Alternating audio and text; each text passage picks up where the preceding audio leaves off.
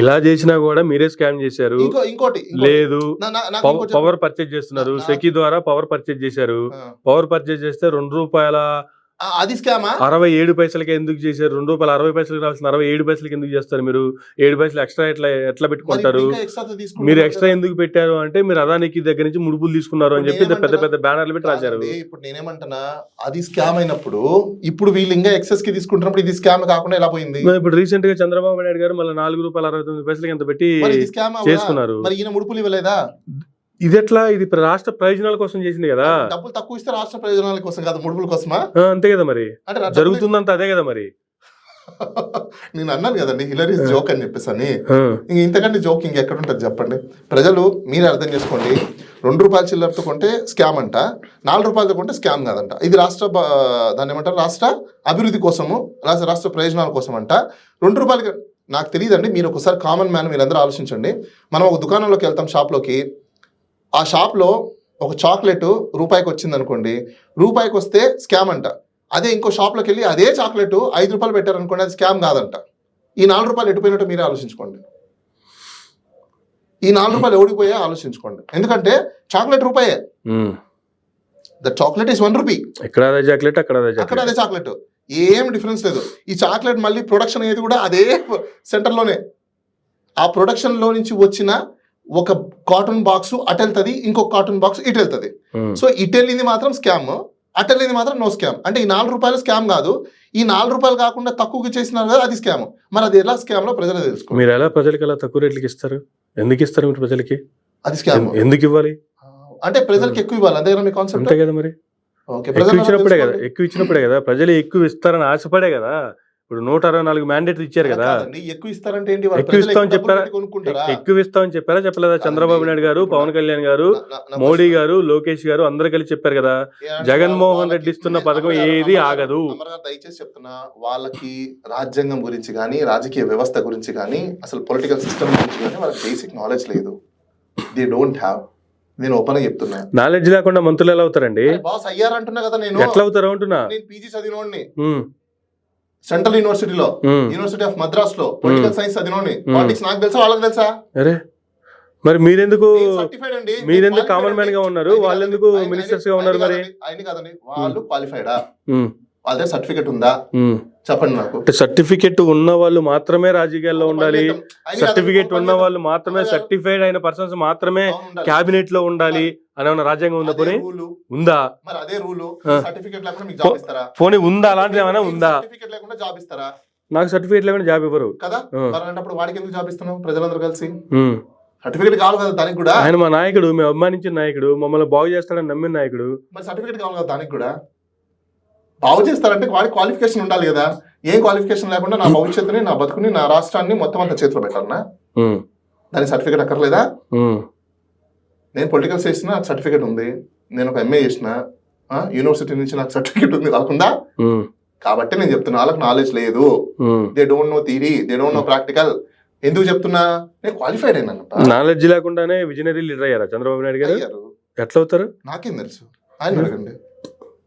నాకేం తెలుసు అండి. ఆయన విజనరీ లీడర్ అంటేనే నాలెడ్జ్ ఉందని కదండి, ఇంకా లేదంటే ఎట్లా అంటున్నాను నేను. చెప్తున్నాను కదండి. మీరు చెప్తే అయిపోద్దా మరి? పోనీ అవును అవుతుంది. ఎట్లా? నేను ఎంఏ చేసినోడిని, నేను ఎంఏ పొలిటికల్ సైన్స్. నేను అవును చెప్తున్నాను కదా, నేను చేశారు కాబట్టి చెప్తే అయిపోయినట్టే. అవును అయిపోయినట్టే. మరి మీ నంబర్ అయింది చెప్తే.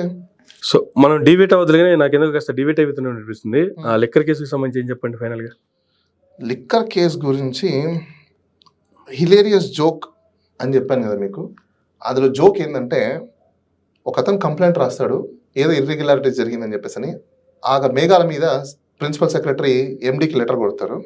లెటర్ కొట్టగానే ఆ ఎండీ ఒక కమిటీ వేసి, మా దగ్గర ఆ పాపులర్ బ్రాండ్లను ఎందుకు సప్రెస్ చేశారు అనే దాని గురించి మేమేం చెప్పలేము, కాకపోతే ఇక్కడ ఇంకేం డేటా దొరకలేదు, ఇంతవరకే ఉంది అని చెప్పి, మీరు కావాలనుకుంటే మా దగ్గర ఏం ఫైండ్ అవుట్ చేయలేదు, మేము చేయలేకపోయాము, ఉన్న ప్రకారంగా చూసుకుంటే ఎవ్రీథింగ్ ఇస్ ఓకే, మీరు ఎక్స్టర్నల్గా ఏదైనా చేసుకోవాలంటే చేసుకోండి అని చెప్పేసి రిపోర్ట్ ఇస్తాడు. మాకైతే సంబంధం లేదు, మీరు చేసుకోండి అని చెప్పేసి.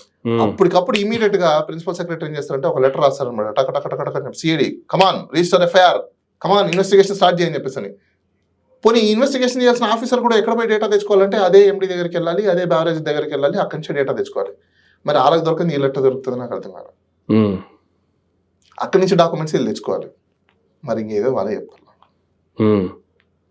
ఇది ప్రిన్సిపల్ సెక్రటరీ దగ్గర నుంచి చీఫ్ సెక్రటరీకి వెళ్ళాల్సిన అవసరం లేదా లెటర్?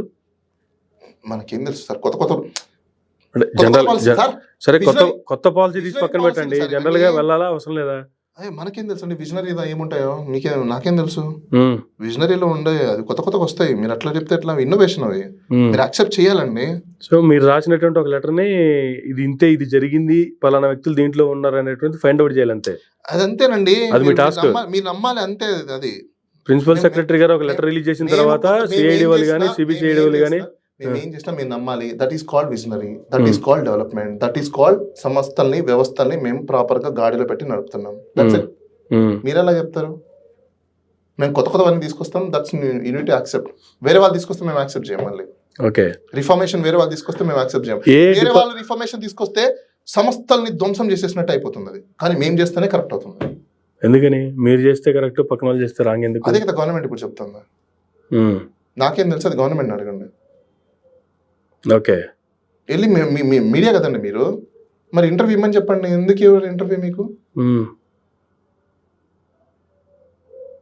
మీడియా ఎవ్రీ వీక్ ఒక మీడియా అయినంత మాత్రం నాకు తీసినా పోయి చీఫ్ మినిస్టర్ గారు మీరు మాది మీడియా, మీరు మాకు ఇంటర్వ్యూ ఇవ్వాల్సిందని అడగడానికి. మీడియానే కలవలేని పరిస్థితుల్లో, ఈ రోజు దౌర్భాగ్య పరిస్థితుల్లో మన ఆంధ్ర రాష్ట్రంలో మనం అందరం ఉన్నాము అంటే, కలవలేని పరిస్థితుల్లో చీఫ్ మినిస్టర్ ఉన్నారు అంటే, ఇంకా సామాన్య ప్రజలకు ఏం కలుస్తారు నాకు అర్థం కాల. వాళ్ళు ఏమైనా పైనుంచి దిగొచ్చిన దేవుళ్ళ? నేను ఓటేసి గెలిపిస్తే గెలిచిన వ్యక్తి నాకు పనిచేయాలి, నాకు కలవాలి, కానీ ఆయన కోసం నేను వెయిట్ చేయడం మీద నాకు అర్థం కాల. ప్రజలారా మీరు ఇప్పటికైనా తెలుసుకోండి, దయచేసి అర్థం చేసుకోండి. ఇంకా లేదు మేము ఇంతే అని అనుకొని మేము ఫాలో అవుతాము అని అనుకుంటే యాజ్ యు లైక్. ఏదైనా ఒక అలిగేషన్ చేస్తున్నారు గత గవర్నమెంట్ మీద, దానికి సంబంధించి ఒక నెల రోజులకో 2 నెలలకో జగన్మోహన్ రెడ్డి గారు బయటకు వచ్చి ఒక ప్రెస్ మీట్ పెడుతున్నారు. ప్రెస్ మీట్ పెట్టిన తర్వాత ఇంకా ఆ అలిగేషన్స్ కావచ్చు, అవి కావచ్చు, అంతటితో ఆగిపోతున్నాయి. నెక్స్ట్ మళ్ళీ కొత్త టార్గెట్స్ స్టార్ట్ అవుతున్నాయి, కొత్త స్కాములు స్టార్ట్ అవుతున్నాయి. నిన్నటి వరకు ఈ స్కామ్ ఉండదు, ఈ రోజు నుంచి ఈ స్కామ్ వస్తుంది. నిన్నటి వరకు ఇది ఎందుకు లేదు? ఒకవేళ ఇవన్నీ ఉంటే వన్ బై చేసుకుంటూ పోదాం అనుకుంటున్నారా? నాచనాయానితో అంగన్ బింగా అన్నాడంట. అంటే తెలుగులో కూడా చెప్తా నేను. డాన్స్ ఏరా బాబు అంటే ప్రతి ప్లేస్ స్టేజ్ అంతా కూడా వంకర టింకర్గా ఉంది, నేను చేయలేనని చెప్పాను. ఆడికి నిజంగా డాన్స్ రాదు. ఫస్ట్ అది డాన్స్ రాదని చెప్పడు. డాన్స్ రాదని చెప్పకుండా దానికి సొడ్డులు ఏంటి అంటే స్టేజ్ బాగాలేదు, ఆ స్టేజ్ బాగాలేదు, ఈ స్టేజ్ బాగాలేదు అని చెప్పడం అంతే.